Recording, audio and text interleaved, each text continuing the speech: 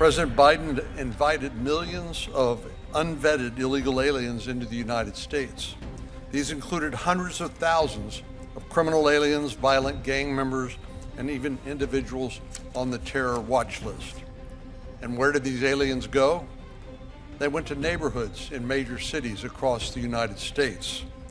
These criminal aliens took up residence in states, counties, and cities that call themselves sanctuary cities like Los Angeles, Portland, and Chicago. Groups continue to incite violent protests and impede the enforcement of our immigration laws. We will examine how groups, primarily on the left, and even elected officials at the federal, state, and local level continue to vilify immigration enforcement officials who are simply carrying out their duties required under the law.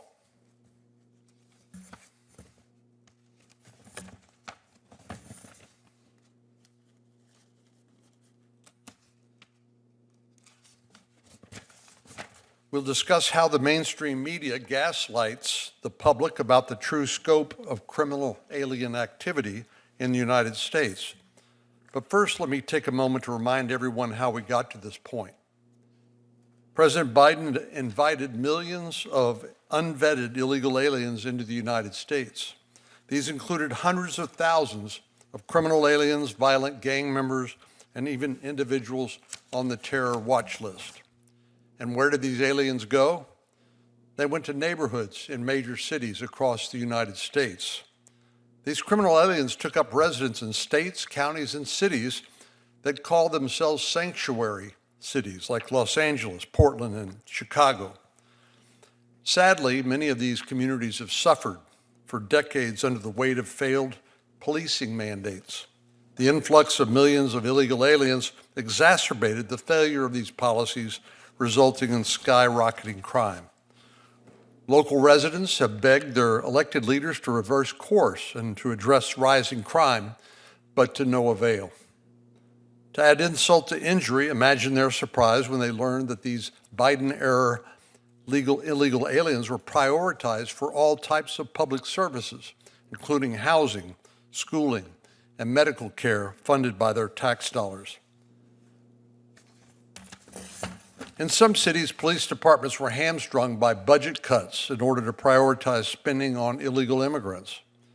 Thankfully, President Trump has listened to these concerns and fulfilled one of his most important campaign promises: to secure the border and remove illegal aliens from the United States.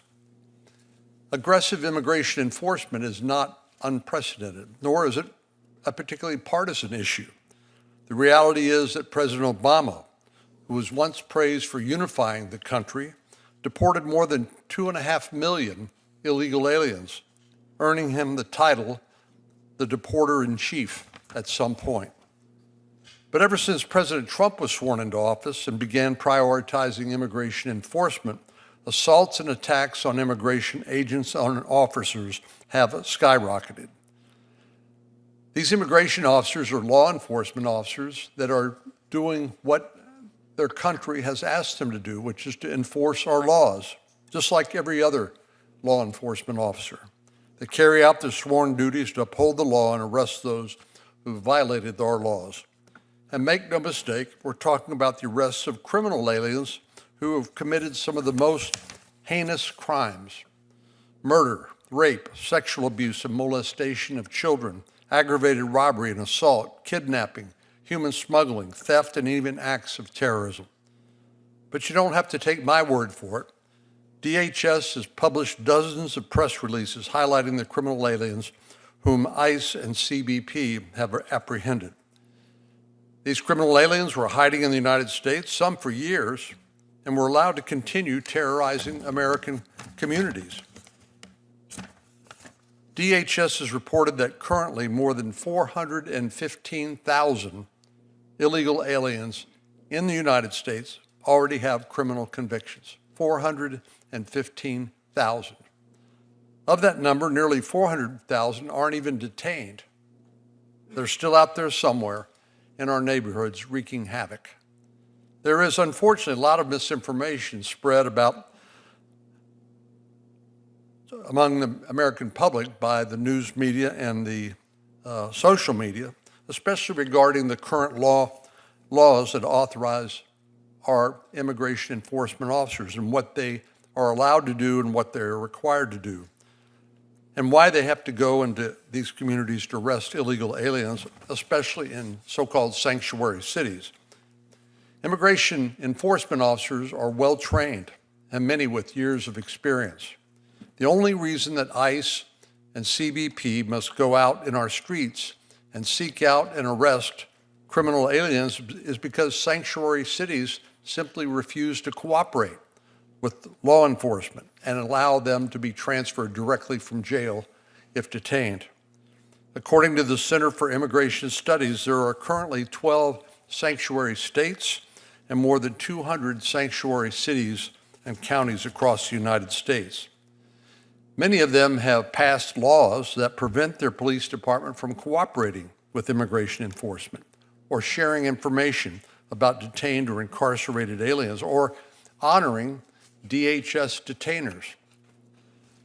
Consequently, criminal aliens are often released back into their communities, inevitably to reoffend rather than being detained before being placed into custody. This practice is not only defies common sense, but it makes the role of immigration enforcement officers much more difficult and, in the end, more painful for these communities. The mainstream media, unfortunately, has shown no willingness to educate the public.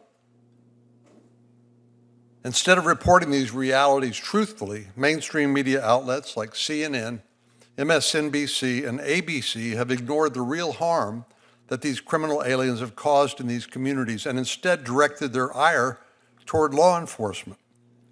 I want to be sure, however, to praise those reporters who do their job honestly, who've called out false statements when they see them on social media or otherwise. That is also an important function of the media, and it does not go unnoticed. Here's one example where Bill Melugin of Fox News points out a social media post depicting an infant with handcuffs on as false, which is, of course, comes from TikTok. TikTok is owned by the Chinese government in part and operates under the rules set by the Chinese Communist Party and is famous for their propaganda and disinformation efforts. But here's an example of how TikTok is sowing dissension among Americans by suggesting somehow that U.S. law enforcement officials are doing things like detaining an infant, and it looks like even putting them in handcuffs, which is obviously a false statement, false depiction.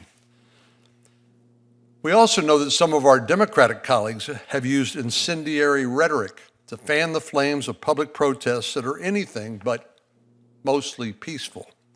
The result has been widespread assaults on our law enforcement officers. Protesters and criminal aliens have physically attacked officers. Officers have been pepper sprayed, choked, punched, or even injured to the point of hospitalization. Protesters have made violent threats against ICE officers, comparing them to fascists and Nazis, inciting more violence against immigration officers who are, again, simply doing the job that Congress has asked them to do. They are enforcing federal laws.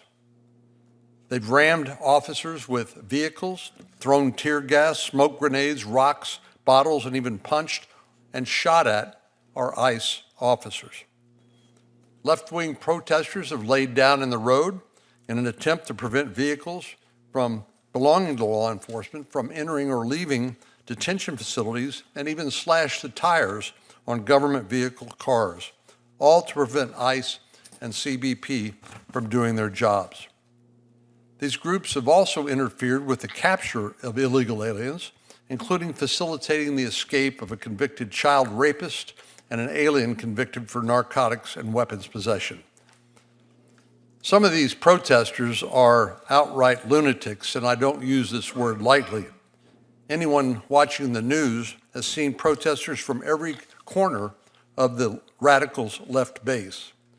We've seen everything from straight-up thugs committing physical violence to activists dressed as dinosaurs and rabbits, and in some costumes that I won't even hazard a guess as to what they are trying to represent.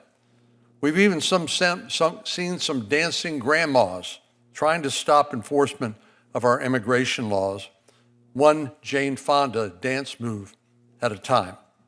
Well, suffice it to say, some of these activists have become so divorced from reality as to be characterized accurately as unhinged. But when you give protesters information about who is being targeted and why, suddenly they see the wisdom of this action. Hey, y'all, be careful. They're arresting people at work here. Hard-working Americans who build, the ones who do all your landscaping, work on your cars, fix all your stuff. They're coming out here taking them all. They're coming out here just taking everybody at work. Be careful, everybody. Don't go to work today. Where you work, child sex crimes, so. Oh, you do? Yeah. Never mind. Weirdo. Never mind. Beto. Many of us look to law enforcement officers for protection in cases of robbery, burglary, or assault. Why can't we extend the same level of respect to law enforcement officers who will carry out our other laws that Congress has passed, like our immigration laws? The left sometimes calls themselves the party of the people, but they don't seem to have much regard for their fellow man and woman when they engage in tactics designed to impede ICE and CBP from getting criminal aliens off our streets and out of the United States. Why is the radical left so intent on protecting illegal aliens over U.S. citizens who are suffering the consequences of violent crime? To me, that is the most important question that remains unanswered.